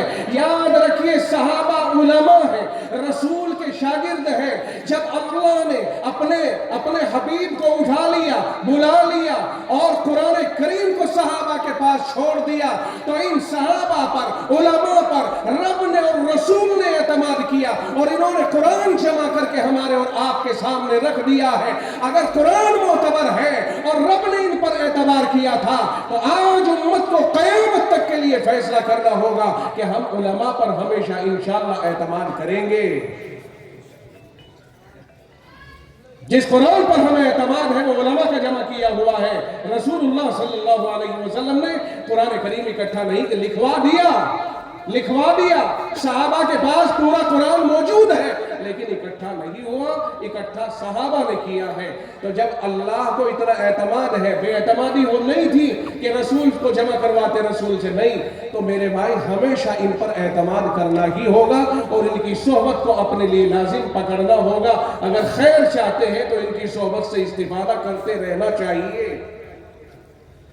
लेकिन फिटकार है बहुत से लोगों को कि मौलवियों के पास में आना अपने आप। अच्छा, अमीर मालदार आदमी में कुछ अकड़ ज्यादा हो ही जाती है, इल्ला माशाअल्लाह कोई होंगे, मैं सबको नहीं कहता, लेकिन बहुत से अमीर हैं जो अपना ऑफिस भी नहीं दिखाना चाहते, नौकरों से कहते हैं वो वहां बैठ जा गेट पे देता रहिए जो आवेंगे अमीर ओ मालदार, तुम्हारी सादत है कि तुम मौलवी की जियारत करो, मौलवी की सादत नहीं है कि मौलवी तुमसे चंदा ले जाए।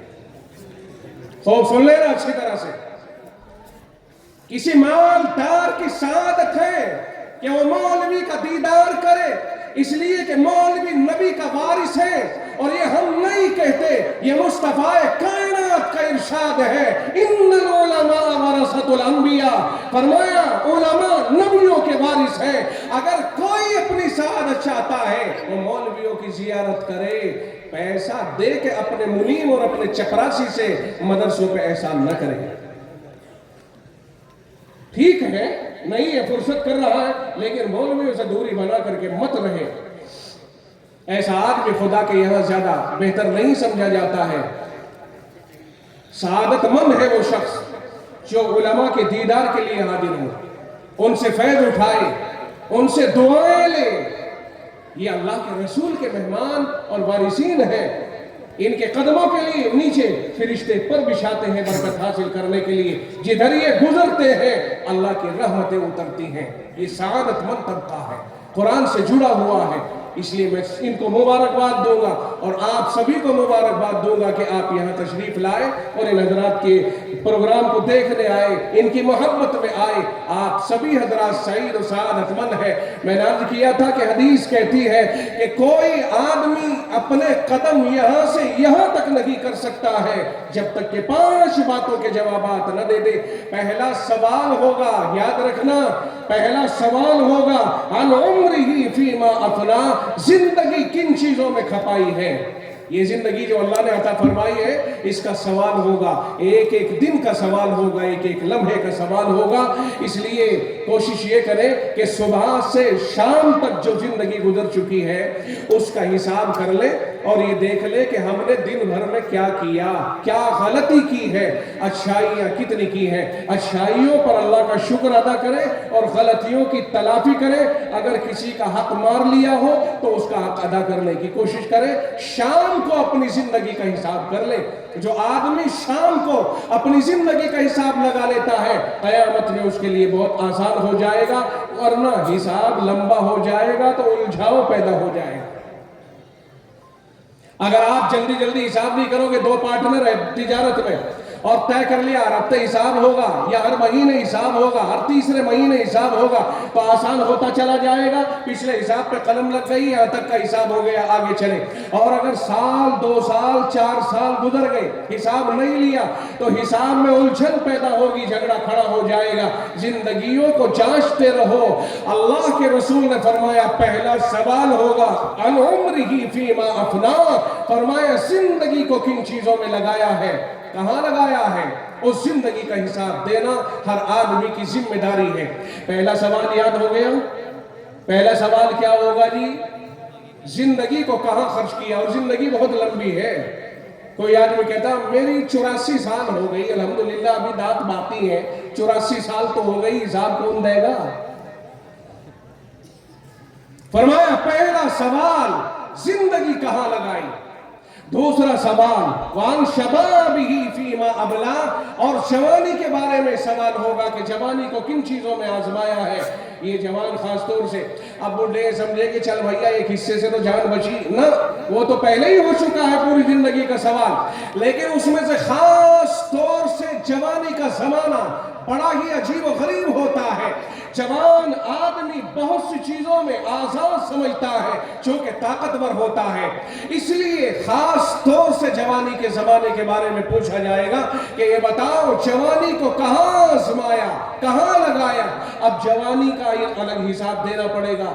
नौजवानों याद रखियो, मोबाइल आज नौजवानों का महबूब तरीन आला बन गया, महबूब तरीन मशगला बन गया, और इसके ताल्लुक से हजारों गुनाहों में नौजवान मुब्तला होता है और उन्हें गुनाह ही नहीं समझता है, तन्हाइयों में होता है, गुनाह करता है, गुनाह ही नहीं समझता है और वक्त जाया करता है। वक्त को अपने लिए फुर्सत का वक्त नहीं समझ पाता है, वक्त जाया होता जा रहा है। लिहाज में अंदर मुंह डाल लिया, चादर में अंदर मुंह डाल लिया, कानों में लीड डाल ली, समझता है कोई देख नहीं रहा है, समझता है कोई सुन नहीं रहा।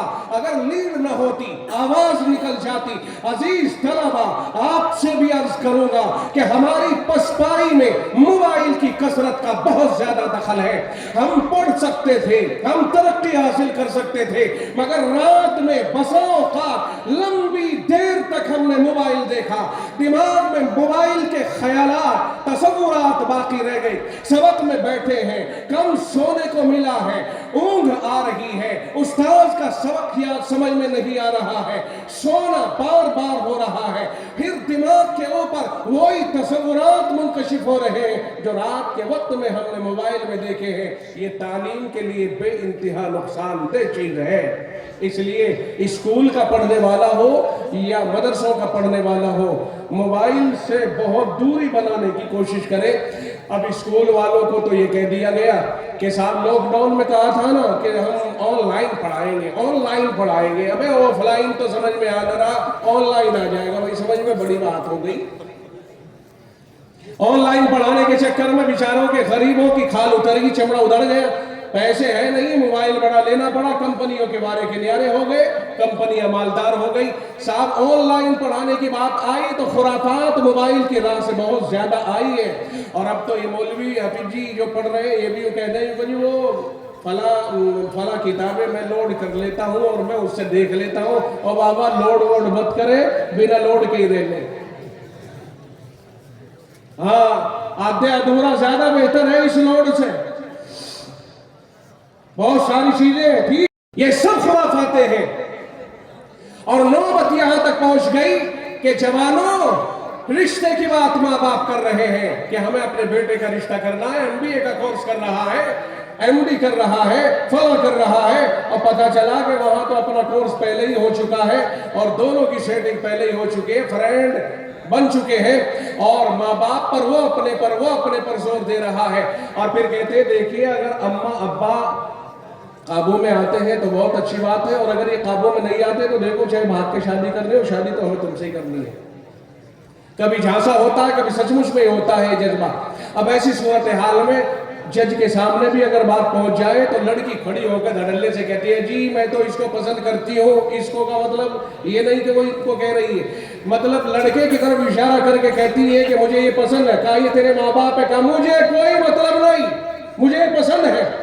और माँ बाप के ऊपर तो आरोप और रख देती है। कहा खतरा है मुझे, कहीं इसको मार ना दे, इसलिए माँ बाप के ऊपर इल्जाम और टेक दिया। कहा मैं जवान, मेरे जज्बात जवान, और जवान को हक होता है कि वो अपनी चॉइस से, अपनी ख्वाहिश से जो फैसला ले, लिहाजा मुझे फैसला लेने का हक है। तो जिन्होंने पाला है वो बेवकूफ के बेवकूफ ही रह गए। भाई ऐसी सूरत हाल पैदा हो रही। और भाई याद रखिए स्कूल और कॉलेजों के और मदरसों के, और जो यहाँ नहीं सब जवान याद रखियो कि जिस माँ बाप ने आपको पाला और आप स्कूल और कॉलेजों में पढ़ रहे थे, आपका पूरा खर्च अदा किया, आज जज के सामने आप कहते हो कि मैं जवान हूं और मुझे फैसला लेने का हक है, तो कल माँ बाप के सामने जब हाथ फैला रहे थे और माँ बाप कमा करके आपकी जरूरतें पूरी कर रहे थे, तब भी तो आप जवान थे। आपने खुद कमा करके क्यों ना पढ़ लिया? माँ बाप को खूब निमटा कर और खूब समेट कर और खूब निचोड़ कर और अपना मकसद पूरा करके अब कहता है मैं जवान हूं। बड़े आए जवान, 360 जवान फिर ऐसे रैपट लगाए जाए इसके थोतड़ी पर कि सुर्ख हो जाए, जवान आया ना। हद हो गई, माँ बाप कुछ रहे ही नहीं, ये जवान सिर्फ तू ही रह गया। याद रखिए माशरे को अपने हाथ में नहीं लेना चाहिए। अल्लाह ताला हमारी हिफाजत फरमाए। तो दूसरा सवाल है जवानों से कि तुम जवान कहाँ जवानी आजमाई, और तीसरा सवाल होगा माल कहाँ से कमाया। जल्दी जल्दी निपटा लेते हैं इन सवालों को। तीसरा सवाल वान माल ही में नहीं ना इक्तसबा, माल के बारे में पूछा जाएगा कहाँ से कमाया। और भाई सुन रहे, माल कहाँ से कमाया। पहला सवाल जिंदगी कहाँ खपाई, दूसरा सवाल जवानी कहाँ लगाई, तीसरा सवाल माल कहाँ से कमाया। माल कहाँ से कमाया? का जुआ खेल के कमाया। मैं जुआ खेलने वाले भी कबूतर उड़ रहे उसी पे लगा दिया। आज तो पता नहीं कहाँ कहाँ जुआ खेला जा रहा है, अल्लाह ही बेहतर जाने। सट्टे लगाए जा रहे हैं, मोबाइलों पे सट्टे चल रहे हैं बाकायदा। टीम कोई भी खेले सट्टा हम लगाएंगे। बड़ी अजीब सूरत हाल हो गई। हराम पैसा मुंह को लग गया, छूटने को तैयार नहीं। चंद पैसे आ गए तो सूद का कारोबार खोल दिया। अल्लाह के नबी अलैहिस्सलातु वस्सलाम ने इरशाद फरमाया कि 1 दिरहम के बराबर सूद खाना अपनी सगी मां के साथ जिना करने से भी ज्यादा खतरनाक गुनाह। सूद की तरफ से ध्यान हट गया, बियान। और मालूम नहीं आपके इलाकों में तो होगा या नहीं, बाकायदा एक टीम ऐसी घूम रही है जो किस्तों पर औरतों को सूद देती है, बाकायदा औरतों को।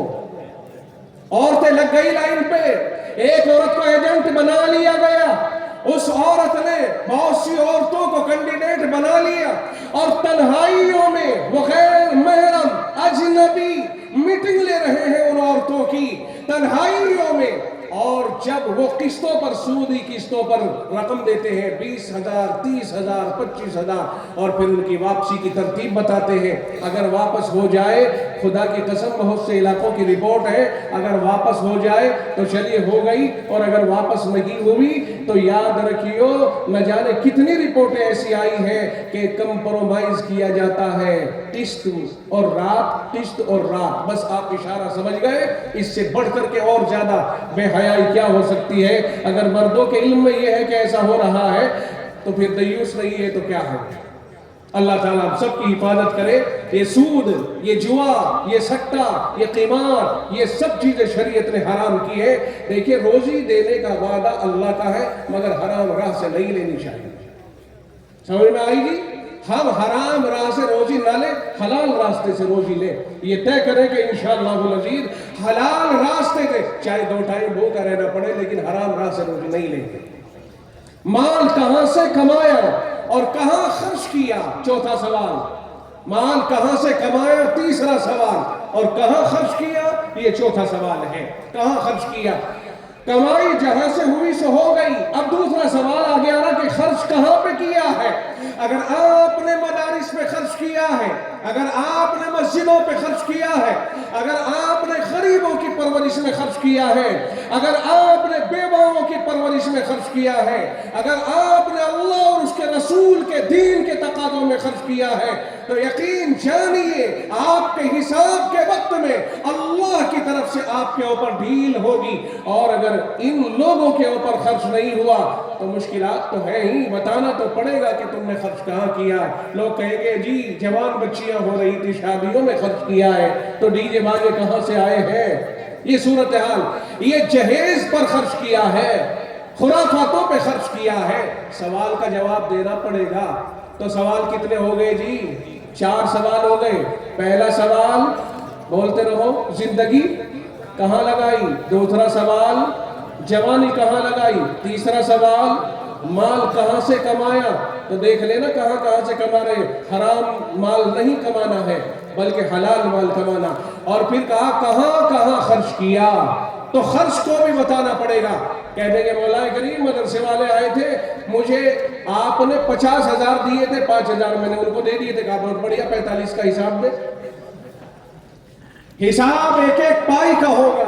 ईडी का हिसाब बड़े बड़े नेता नहीं दे पाते हैं जेल की सलाखों के पीछे। खुदा की ईडी का जवाब क्या दोगे, उसको क्या जवाब दोगे।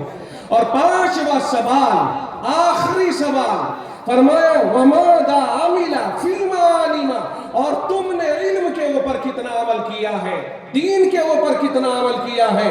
जो लोग दीन हासिल नहीं करते वो सोचते होंगे कि हमारा तो मजा आ जाएगा। अल्लाह को कह देंगे अल्लाह मियां हम तो आलिम थे ही नहीं समझ में आई तो हमारा तो आसानी से जवाब हो जाएगा, हम आलिम ही नहीं थे। तो अल्लाह में कहने चल भाई जब तो आलिम नहीं था तो जाओ। नहीं, अल्लाह कहता है, अल्लाह के रसूल फरमाते तलबुल इल्म फरीज़तुन अला कुल्ली मुस्लिम, फरमाया हर मुसलमान पर इल्म दीन को हासिल करना फर्ज है। यहाँ कैसे बच पाएगा जब तुझ पर फर्ज था इल्म हासिल करना, तो तूने क्यों नहीं किया। इधर आ, अब जो डंडे पड़ेंगे लग जाएगा पता। और जिसने इल्म हासिल कर लिया उससे पूछा जाएगा अमल क्यों नहीं किया। तो जाहिर है जिसने इल्म हासिल किया और अमल नहीं किया उसके ऊपर यूं होगा कि तुमने अमल क्यों नहीं किया। और जिसने इल्म हासिल नहीं किया तो एक गुनाह तो ये कि उसने इल्म हासिल नहीं किया, और दूसरा गुनाह ये है कि अमल भी नहीं हुआ, तो डबल मार लगेगी। लोग कहते हैं जी हम तो अनपढ़ हैं, अजी ये पढ़े लिखे भी तो ऐसे कर रहे। अरे पढ़े लिखे का तो एक ही जुर्माना होगा कि यार अमल क्यों नहीं किया, और अनपढ़ को 2 जुर्माने होंगे, अनपढ़ क्यों है और फिर ये कि अमल क्यों नहीं किया। आज के बाद दिमाग में भूत निकाल दियो कि मियां मौलवी डबल पिटेंगे। मौलवी तो बहुत आगे की चीज है, बचने के तरीके बहुत मालूम है इन्हें। इनका तो कोई भी शागिर्द अगर कामयाब हो गया तो उस्ताद जी को जाकर के कह देगा अल्लाह मियां मैं तो इसकी वजह से पढ़ा था, मेरे उस्ताद जी इधर को जावे मैं इधर को, कि अच्छा ठीक है चल भाई इधर को चला जा। जनाब रसूल अकरम सल्लल्लाहु अलैहि वसल्लम ने हाफिजों की सिफारिश के कबूल होने के बारे में फरमाया है, फरमाया कि हाफिज कुरान को अल्लाह जन्नत अता फरमाएगा और 10 आदमियों के बारे में इसकी सिफारिश अल्लाह कबूल फरमाएगा। वो 10 आदमी जिनके ऊपर जहन्नम वाजिब हो चुकी थी वो उसके घराने के लोग होंगे, खानदान के लोग होंगे, उसकी फैमिली के लोग होंगे। अल्लाह हाफिजों की सिफारिश पर 10 को बख्शेगा। और खुद कुरान अल्लाह के रसूल ने फरमाया कि अल्लाह हाफिज को यूँ कहेगा देख जन्नत खुली हुई है, चल पढ़ता जा चढ़ता जा। और कुरान ऐसे पढ़ना अच्छी तरह जैसे तू मदरसा इसमें हमीदिया में पढ़ता था अच्छी तरह, यानी कि मतलब ये कि जैसे तू दुनिया में पढ़ता था। तो ये मदरसा दुनिया में है कि नहीं है? अल्लाह फरमाएगा जैसे तू दुनिया में पढ़ता था अच्छी तरह। चुनांचे फसौफ तरा इज़न कशफल गुबार अतहत रिजलिका फरसुन अम हिमारू। क़यामत के दिन पता चलेगा घोड़े पे सवार था कि गधे पे सवार था। इन मदरसों की बुराई करने वाले क़यामत में पता चलेगा जब इनकी तारीफ की जाएगी क़यामत में और इनके पढ़े हुए प्रोडक्ट को अल्लाह ताला यूँ कहेगा चल जन्नत में चढ़ता जा। तब अंदाजा होगा कि हुआ क्या है। तब होगा यार हम भी किसी बच्चे को हाफिज बना देते तो क्या ही अच्छा होता। और हाफिज कुरान पढ़ता जाएगा, जन्नत उसके नाम कर दी जाएगी जहाँ कुरान ख़त्म होगा। और माँ बाप को लाया जाएगा, बुलाओ भाई हाफिज साहब के माँ बाप को। वो आएंगे बेचारे गरीब गुरबा होंगे, ये जैसे भी होंगे। लाओ ताज उठा के जिसे हमने तैयार किया जो सूरज से भी ज्यादा रोशन है। अब माँ बाप के सर पे ताज रखा जा रहा है। खुश हो गए लोग, पूछते हो ये कौन है? कहा हाफिज कुरान के माँ बाप है। ऐसे वैसे मत समझना, दुनिया में तो तुमने इनकी कोई वैल्यू समझी नहीं थी, आज तो समझ लो कि खुदा इनकी देखो कितनी ताजपोशी कर रहा। कोई छोटे मत समझना, इनका एहसास बहुत है। क़यामत के दिन ये राज खुलेगा, क़यामत के दिन पता चलेगा आज कितने ही गुमनाम सही इल्म की दौलत वाले आखिरत में यही सालार नजर आएंगे। छोटे मत समझना, बहुत कुछ चीज है इनके पास में, इनके पास में अल्लाह की तरफ से अल्लाह की दौलत है। और याद रखिए जब आप कहते हैं कि ये स्टेट बैंक है, जब आप कहते हैं ये वर्ल्ड बैंक है, तो बैंकों में करेंसी को रखा जाता है और करेंसी उन दरो दीवार के अंदर होती है, बैंक कहा जाता है। और दरो दीवार की हिफाजत बाकायदा गनर करते हैं। अगर रब्बे जुल जलाल ने अपनी नेमत को कुरान के हाफिज के अंदर रख दिया है तो कुरान के हाफिज की हिफाजत भी की जाएगी। बात नहीं समझ में आई? आप अपने बैंक की हिफाजत के लिए गनर रखते हो तो हाफिज की हिफाजत नहीं की जाएगी, अल्लाह हिफाजत फरमाता है इनकी। तो ये चंद बातें हैं जो आप तक पहुंची हैं। और आलिम दीन के लिए तो अल्लाह ताला बाकायदा अलग ही ऐलान करेगा, मौलवी साहब के लिए तो अलग ही ऐलान करेगा। वही कहेगा कि मैंने तुझे इसलिए इल्म नहीं दिया था कि रुसवा करूं, मैंने इसलिए इल्म दिया था ताकि तेरी इज्जत अफजाई करूं। और चल सिफारिश कर, तेरी सिफारिश मानी जाएगी, चाहे तेरे मोतकीदीन और मुरीदीन और ताल्लुकदारों की तादाद आसमान के तारों के बराबर ही क्यों ना हो। अल्लाह ताला उलमा को तो इतना नवाजेगा क़यामत के दिन। ये हदीसें हैं कि आम बात नहीं, ये सारी बातें मोतबर हैं। इसलिए हमें चाहिए कि या तो आलिम